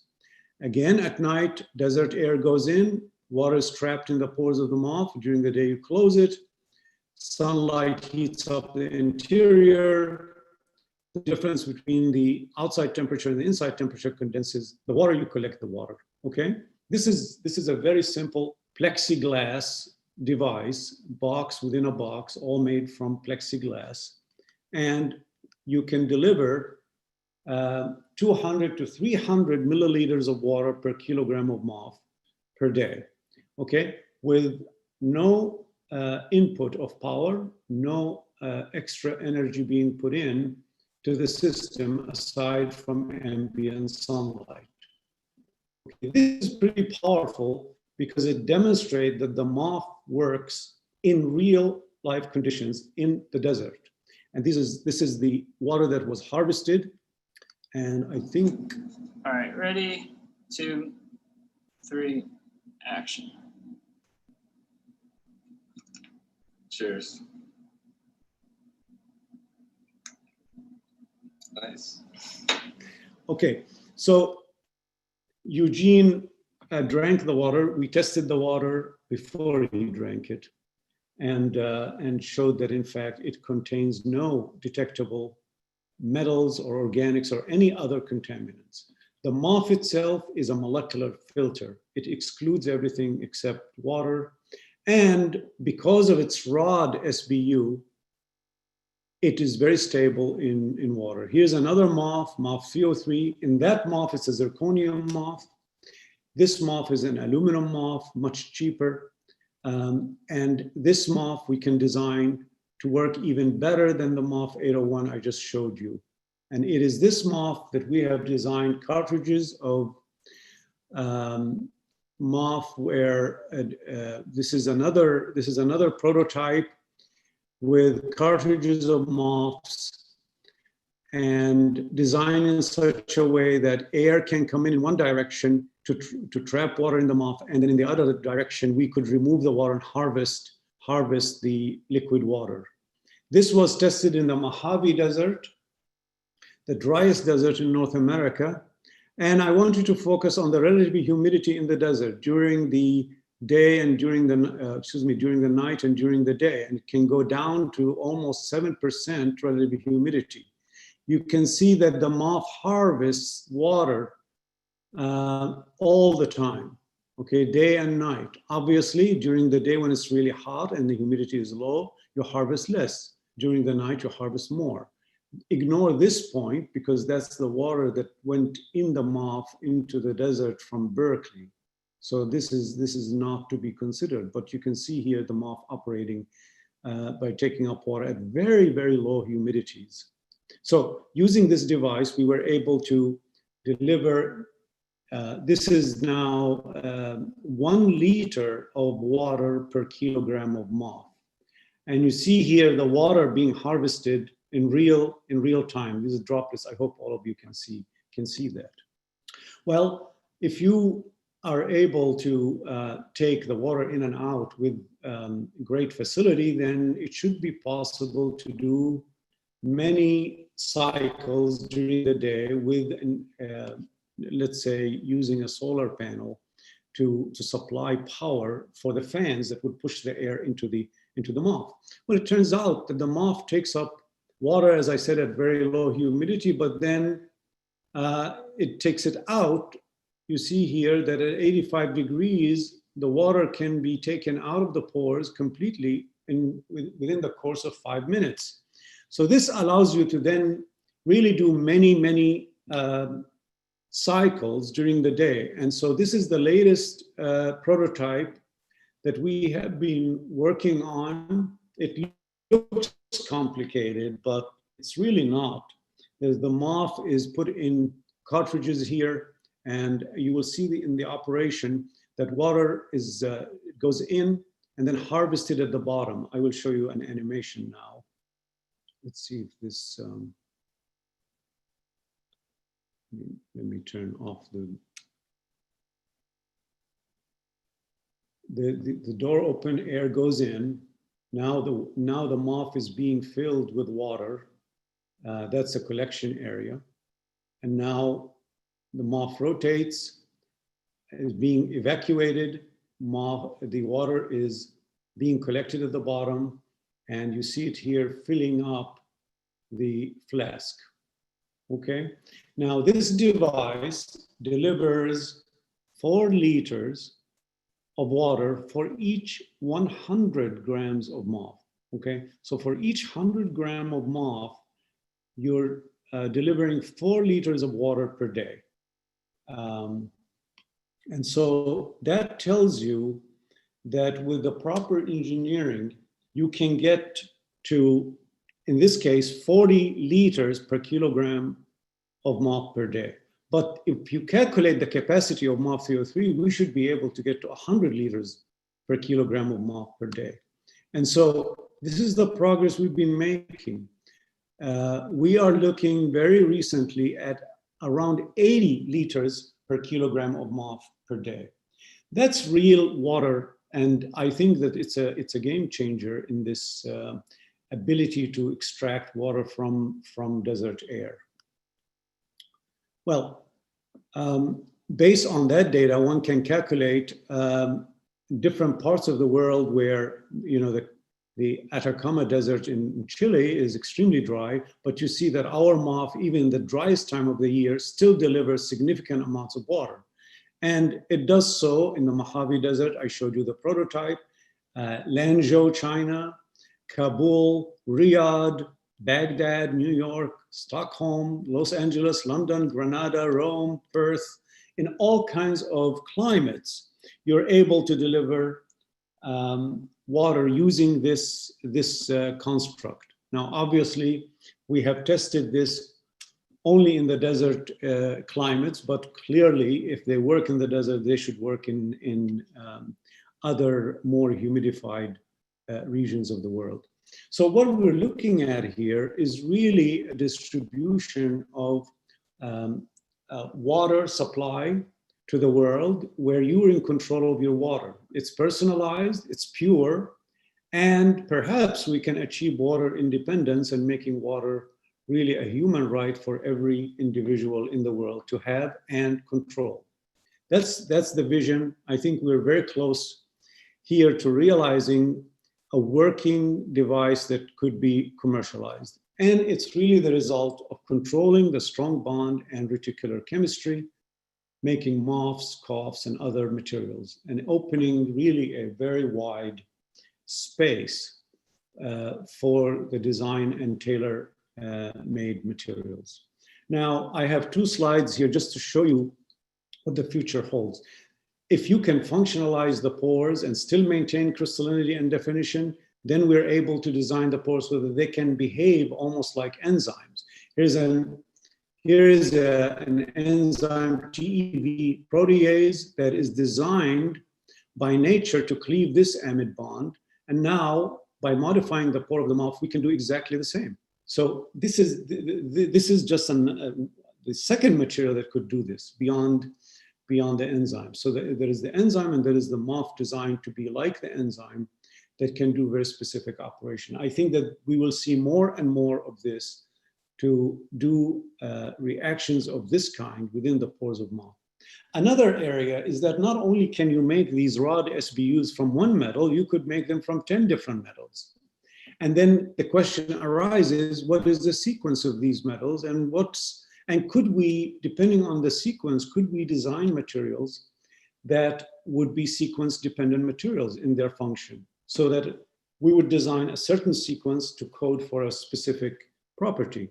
But first, we wanted to characterize what the sequences are. And we have done this with atom probe tomography in a very simple system that has cobalt and cadmium, cobalt in blue and cadmium in pink. And this would be a single crystal of this MOF that is made from rod SBUs. And each line you see here is really a chain, is one of those rods. And the colors are the order or the sequence of that we have found for these metals.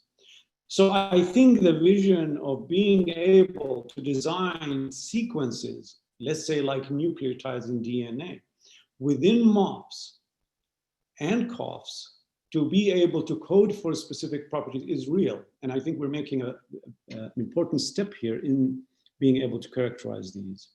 So you see the reticular chemist is really just a chemist that works on the atom and molecular level, but now also on the framework level, but also is a chemist that works in organic chemistry, inorganic chemistry, physical chemistry, but also engineering. You saw that we're taking these materials all the way to applications, and this defines the reticular chemist. It's a new kind of chemist, and I say here, a new kind of chemist that extends chemistry from the atom and the molecule to the framework and meeting the new intellectual and practical challenges of the 21st century. I believe that these materials now are the materials of choice to address the carbon problem in the world, hydrogen storage issues of the world, and I just showed you the example of water. So perhaps these are the materials of the 21st century that will address the environmental, clean energy, sustainability, and water problems facing the world. So finally, I want to acknowledge our funding sources and collaborators, and of course, in addition to the students that I have acknowledged throughout my presentation, my research group, and thank you for the invitation and for your attention. Omar, thank you very much. This is super exciting. So I want to ask you a question, this but also link back to Professor Andrew Gam. Maybe let's do this. Let's bring back all the speakers, Andrea and Judy. Do you want to come back to the panel?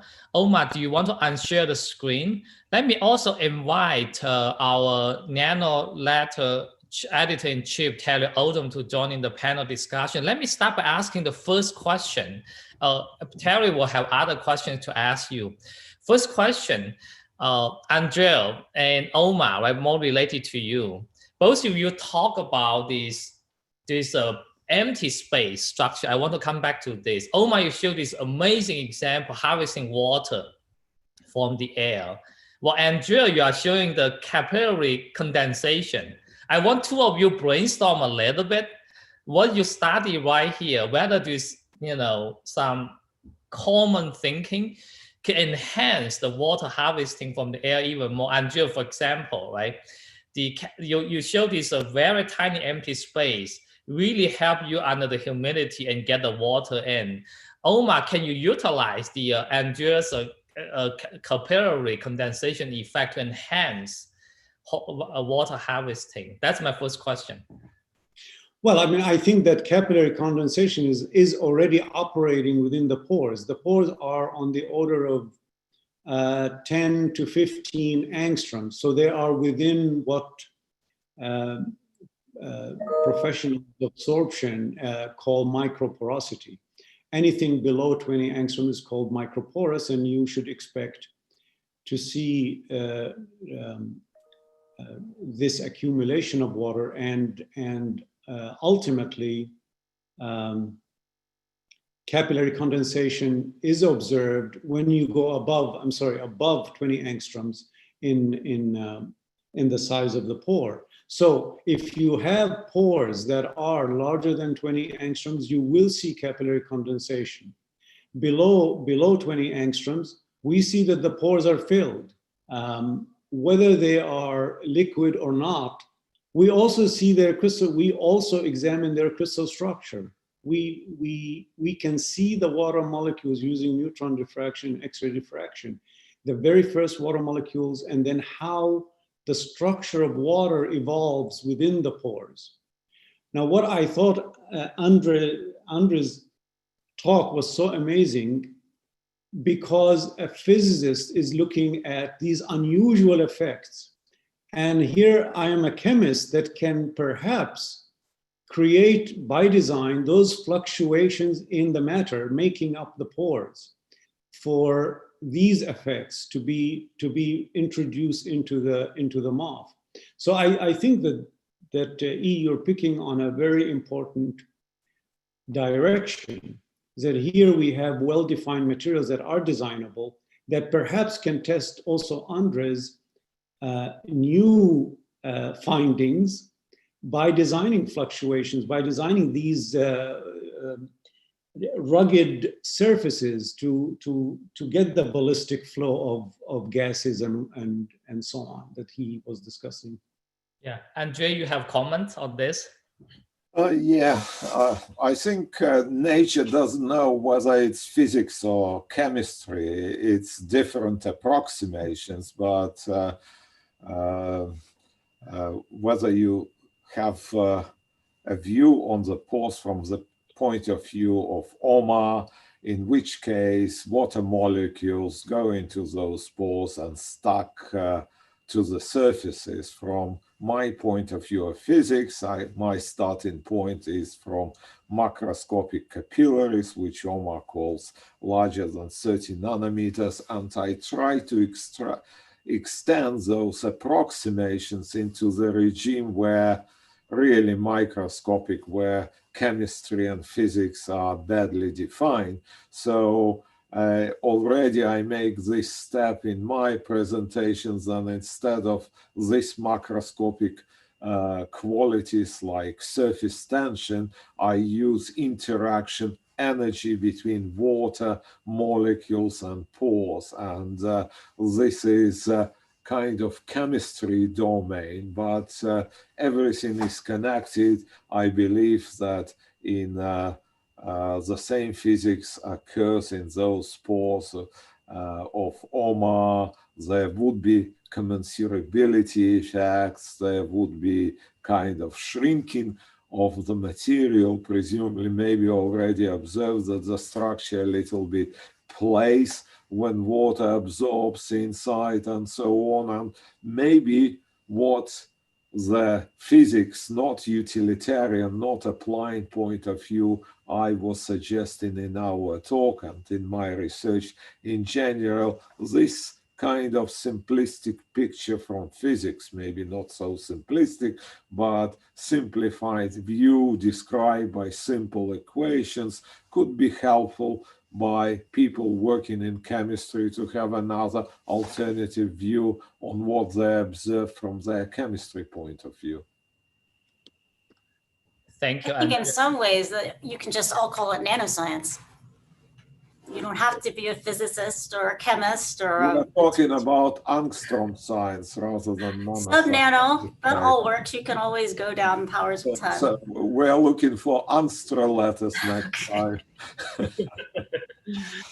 Well, Terry, you have questions you want to? Yeah, so I wanted to thank the speakers and Eve for putting together this terrific panel where we learned a lot about surfaces and, really confinement, where things happen, whether it's on the surface of a topological insulator or what Omar and Andre has been also talking about. This is sort of a general question, maybe for everyone, is it seems that we have become more sophisticated in designing materials. I'll just use Omar as an example because he pointed this out explicitly, where you almost have an infinite periodic table to make almost anything that you want. You have some well-defined design rules. You've talked about some sequence-dependent design, but what are the big problems that will drive materials discovery or the organization of materials to solve a different type of problem that maybe we haven't thought about yet? Is that to me, Terry? It's sort of to everyone. You can start because you were the last speaker, just related to these, periodic table. You're defining a new type of periodic table. Yeah. So we shouldn't take anything for granted. When I was a student, making a new material was really a shake and bake approach. You just took two things together, you mixed them up, you heat them up, you got what you got, and you couldn't modify it. What reticular chemistry is bringing to the table for the last 25 years is really the ability to take the precision that we use in molecular chemistry and take it to the materials domain. And it's taking it in a way that allows you to continue the values of chemistry. And that is definition of the structure, crystallinity. The second thing is that your compound has a chemical formula, and which we learned in general chemistry, a chemical formula with definitive proportions, molar ratios. That's a powerful concept. And so it's not just a material where you don't have a definitive chemical formula, right? It's a homogeneous material that has a definitive, it's a compound that now anyone in the world can make exactly the same compound and address it in the same way. This is not to be taken for granted. That's what we have been very hard at work. And so yes, it has really covered the whole periodic table. It has engaged organic chemistry as a whole in terms of the building units and in terms of reactions we can do. I think where this is heading is that it's going to change the way chemistry is done.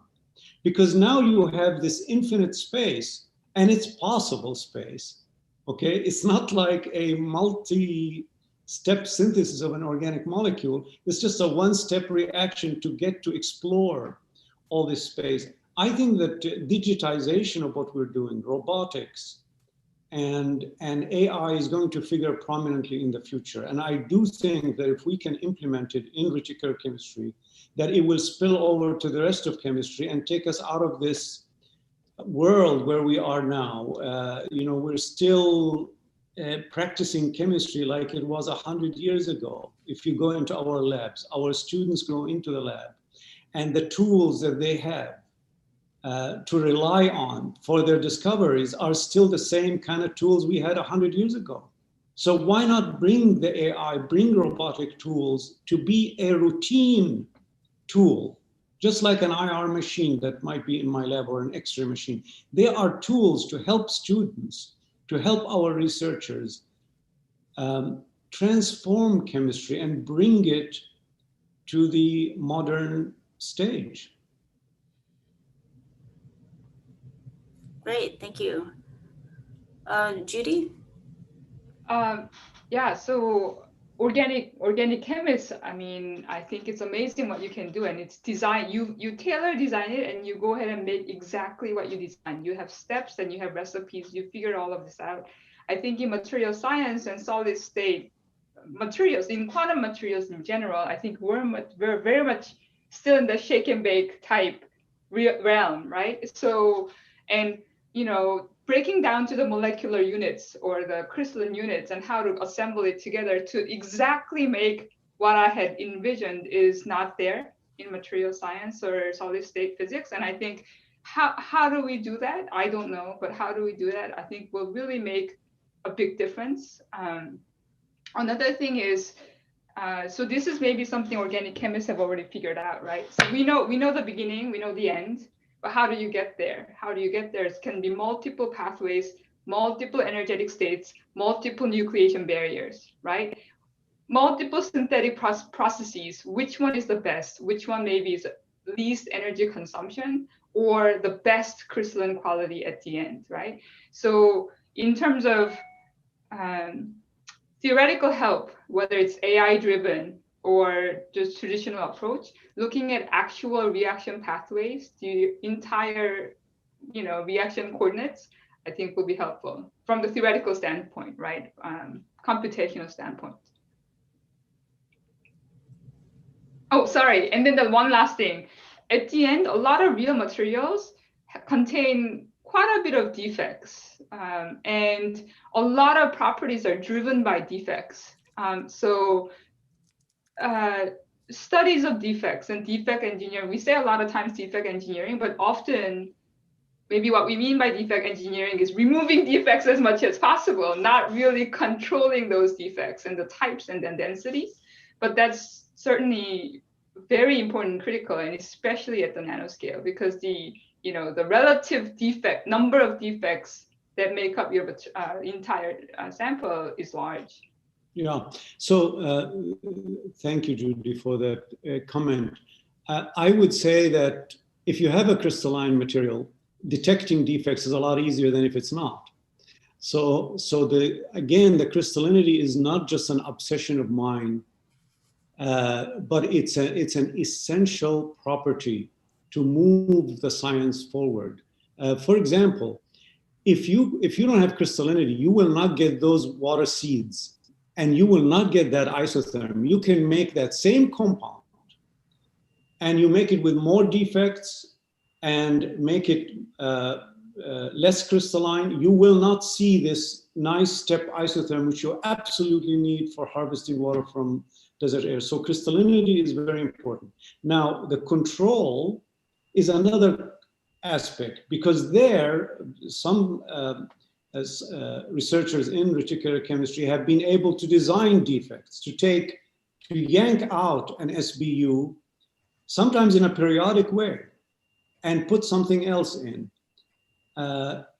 or do crystal to crystal transformation by taking out a linker, putting another linker in.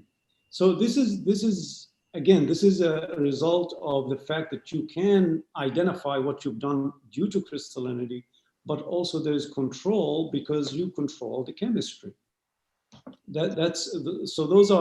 So I guess the way the reticular chemistry could impact nano is that now really you bring chemistry, the old-fashioned chemistry principles into nano, which is high definition, I would say precisely defined units as chemical compounds, nanoscale units as chemical compounds. And you begin to use this intermediate regime as a chemistry regime that you can control based on original chemistry principles that are still valid and still very powerful. But you're right. I mean, I don't think nano is yet there because the size regime is a difficult regime to control. But I think that we have to insist on asking those difficult questions for this. This is very exciting. I think three of you, I know this can getting late for Andrea and also for Asia. If this is exciting, you cannot fall asleep. So what about this? I think we have to end today's panel discussion for the time consideration. But let me advertise the next event on December 10th. It's Thursday. We changed the agenda a little bit, not on Friday anymore, it's on Thursday. This will be the last event of the year. We will have our own editor-in-chief, Terry Oldham, to be one of the speakers. The other senior speaker is Paul Wise, the editor of ACS Nano, plus a new young star, Professor Anshuman Nag, the third person. December 10th, the same time, 7 a.m. California time, I would like to welcome everybody to come back to listen to this Nanoscience Global Lecture. Thank you very much, Andrea, Omar, and Judy. This is fantastic talk. Thank you. Thank you. Thank you. I learned a lot. Thank you. Go harvest water. Thank you, Judy. Okay. Nice meeting you. Bye. Andrew, nice meeting you. Yeah, okay. Bye-bye. Bye. Nice meeting you guys. Nice. Bye bye.